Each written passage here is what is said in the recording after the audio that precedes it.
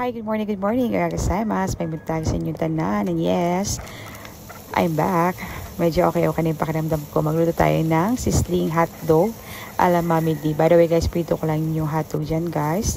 Depende kung gaano karami ang gusto nating lutuin. Then set aside ko lang siya. Then naglagay lang din ako ng sibuyas.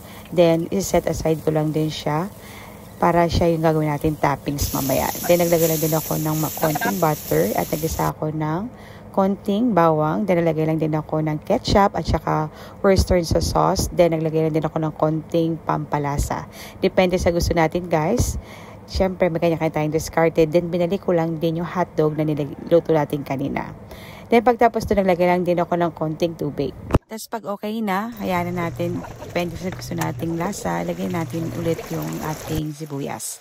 And by the way guys, I hope you like my videos and happy tummy!